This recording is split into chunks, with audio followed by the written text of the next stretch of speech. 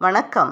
ஆரோக்கிய உணவு பகுதியில் இன்றைக்கி நம்ம பார்க்க போகிறது ஒரு சிம்பிளாக செய்யக்கூடிய டிஃபன் வெரைட்டி. அது என்னென்னா வெஜிடபிள் உப்பு உருண்டை. ரொம்ப டேஸ்டியான, அதே நேரத்தில் குயிக்காக செய்யக்கூடிய சத்தான உணவு. இதை மார்னிங் பிரேக்ஃபாஸ்ட் இல்லை நைட்டு டின்னர் கூட இதை செய்யலாம். எதுக்கு செஞ்சாலும் டேஸ்ட் ரொம்ப அட்டகாசமாக இருக்கும். இது செய்யறதுக்கு பச்சரிசி 1 கப் அளவுக்கு பச்சரிசியை 1 மணி நேரம் ஊற வச்சிடணும்.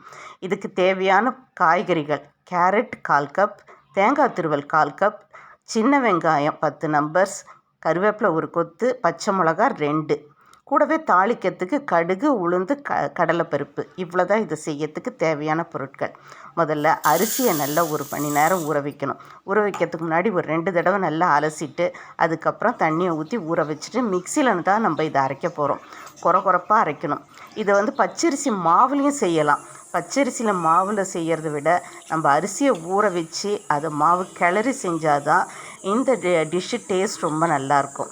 மிக்சியில் இதை முதல்ல தண்ணி கொஞ்சம் கூட இல்லாமல் போட்டுட்டு அரிசியை வடிகட்டி போட்டுட்டு தேவையான அளவுக்கு உப்பையும் சேர்த்துட்டு ஒரு 2 சுற்று சுற்றுனதுக்கப்புறம் தண்ணி கொஞ்சம் கொஞ்சமாக சேர்த்து இதை நம்ம ரொம்ப நைஸாக அரைக்க வேண்டாம். அதே நேரத்தில் ரொம்ப குறப்பாகவும் இருக்கக்கூடாது. இந்த பதத்தில் இருக்கணும். மாவு எடுத்து ஊற்றினோன்னா இந்த பதத்தில் இருந்ததுனா தான் இந்த உப்பு உருண்டை டேஸ்ட்டு நல்லாயிருக்கும். அடுத்தது ஒரு கடாய் எடுத்துக்கிட்டு கடாயில் தேங்காய் எண்ணெய். இந்த டிஷ்ஷுக்கு தேங்காய் எண்ணெயில் தாளித்தா தான் அதோட சுவையும் மணமும் அதிக அளவில் இருக்கும். தேங்காய் எண்ணெய் 2லேருந்து 3 டீஸ்பூன் அளவுக்கு சேர்த்துட்டு எண்ணெய் காஞ்சதுக்கப்புறம் தாளிக்கிறதுக்கு எடுத்து வச்சுருக்க கடுகு, உளுந்து, கடலைப்பருப்பை போட்டு நல்லா பொரிய விடணும்.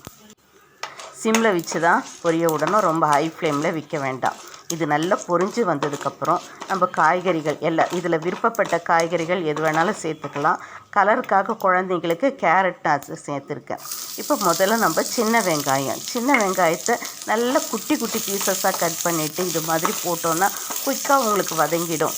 அதே நேரத்தில் உருண்டை பிடிக்கிறப்போ வெங்காயம் அதில் ஈவனாக ஸ்ப்ரெட் ஆகிடும். ரொம்ப பெரிய பீசஸாக கட் பண்ணி சேர்க்க வேண்டாம். நெக்ஸ்ட்டு நம்ம இதில் கருவேப்பிலை, பச்சை மிளகா இதையும் சேர்த்துட்டு நல்ல ஒரு பரட்டிடணும். பச்சை மிளகாவை கொஞ்சம் எண்ணெயில் வதக்கினா தான் அதோட காரத்தன்மை கொஞ்சம் கம்மியாகும். அதனால் எண்ணெயில் முன்னாடியே கருவேப்பிலையை சேர்க்குறப்பவே நீங்கள் பச்சை மிளகாவையும் சேர்த்து வதக்கிடலாம். கேரட்டு நல்லா நீளமாக இது மாதிரி திருவி எடுத்துக்கணும். கேரட்டை ரொம்ப நேரம் வதக்க வேண்டிய அவசியம் இல்லை. ஏன்னா அது பச்சையாக சாப்பிட்டா தான் டேஸ்ட்டும் நல்லாயிருக்கும். அடுத்தது நம்ம எடுத்து திருவி வச்சுருக்க தேங்காய் பூ துருவல் 1/4 கப் அளவுக்கு தேங்காய் துருவல் இருந்தால் போதும். ஒரு சில பேர் சின்ன பீசஸாகவும் கட் பண்ணி சேர்ப்பாங்க. அது அவங்களோட விருப்பத்தை பொறுத்து இருக்குது. அடுத்தது அரைச்சி வச்சுருக்க இந்த மாவை ஊற்றிட்டு நல்ல சிம்லேயே இருக்கட்டும். ஹை ஃப்ளேமில் வைக்க வேண்டாம். பாத்திரத்தில் ஒட்டாத அளவுக்கு இதை கிளறிட்டே இருக்கணும். இது எல்லா பக்கத்துலேயும் சுருண்டு வரும். நீங்கள் மிக்சியை ஒரு 1/4 டம்ளர் தண்ணி ஊற்றி கழுவி அதையும் இதில் சேர்த்துக்கலாம். மாவு கட்டி பிடிக்குன்ற பயம் தேவையில்லை. ஏன்னா இதில் கொட்டினதுக்கப்புறமே மாவு ஹீட்டில் இது மாதிரி வேக ஆரம்பிச்சிடும். ஒரு 3 நிமிஷத்தில் அந்த ஈரத்தன்மைலாம் வற்றி மாவு இது மாதிரி டைட்டாகிடும். அதுக்கப்புறம் இதை ஆஃப் பண்ணிவிட்டு இதை கொஞ்சமாக ஆற விடணும். ரொம்ப ஃபுல்லாக ஆறினதுக்கப்புறம் உருண்டை பிடிக்க வேண்டாம். ஓரளவுக்கு கை பொறுக்கிற அளவுக்கு சூடு இருக்கிறப்போ இது மாதிரி உருண்டைகளாக சின்னது உங்களுக்கு எந்தெந்த சைஸில் தேவையோ அந்த அளவுக்கு இந்த உருண்டைகளை உருட்டி எடுத்துக்க வேண்டியது தான். எல்லாத்தையும் ஒரே மாதிரி உருட்டி எடுத்துட்டு அடுத்தது நம்ம இதை ஸ்டீம் குக் பண்ண போகிறோம்.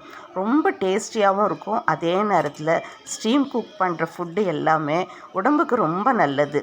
ஆயில் அதிக அளவில் சேர்த்துக்கக்கூடாதுன்னு நினைக்கிறவங்க இது மாதிரியான புட்டு, கொழுக்கட்டை செஞ்சு சாப்பிட்லாம். எப்போவுமே இனிப்பை தவிர்க்கணும்னு நினைக்கிறவங்களுக்கு இந்த டிஷ்ஷு ரொம்ப பிடிச்சிருக்கும். அதே நேரத்தில் நம்ம இதில் காய்கறிலாம் சேர்க்குறனால கொஞ்சம் ஃபில்லிங்காகவும் இருக்கும். இதே மாதிரி எல்லா உருண்டைகளையும் உருட்டி எடுத்ததுக்கப்புறம் நம்ம இதை இடியாப்பத்தட்டில் வச்சு தான் வேக வைக்க போகிறோம். இப்போ இட்லி பாத்திரத்தில் ஒரு ஸ்டாண்ட் போட்டுட்டு நெக்ஸ்ட் அது மேலே இடியாப்பத்தட்டை வச்சுட்டு தட்டுக்கு மேலே ஒரு வாழலையை எப்போவுமே நம்ம சாப்பாட்டில் யூஸ் பண்ணுறது உடம்புக்கு ரொம்ப நல்லது.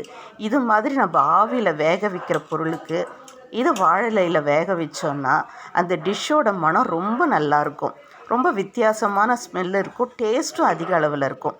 இந்த வாழை இலையில் எல்லாம் எடுத்து உருட்டி வச்சுருக்க உப்பு உருண்டைகளை எல்லாத்தையும் அடுக்கிட்டு இதை நம்ம ஒரு 7லேருந்து 8 நிமிஷம் வரைக்கும் குக் பண்ண போகிறோம். ஏற்கனவே மாவு கலர்னதுலேயே கொஞ்சம் வெந்திருக்கும், ஒரு 25% வெந்திருக்கும். இப்போ நம்ம ஒரு 75% வேக வைக்க போகிறோம். குறைஞ்சது ஒரு 7லேருந்து 8 நிமிஷத்தில் இந்த உப்பு உருண்டை எல்லாமே வெந்துடுச்சு. கொஞ்சம் ஆறுனதுக்கப்புறம் இதை அதுலேருந்து எடுத்துட்டு கையில் உடச்சி பார்த்தோன்னா நல்ல சாஃப்டாக பஞ்சு மாதிரி இருக்கும். கொஞ்சம் கூட பிசுபிசுப்பு தன்மை இல்லாமல் டேஸ்டியான டிஷ் ரெடி ஆயிடுச்சு. இதை ஈவினிங் ஸ்நாக்குக்கும் ட்ரை பண்ணி பார்க்கலாம்.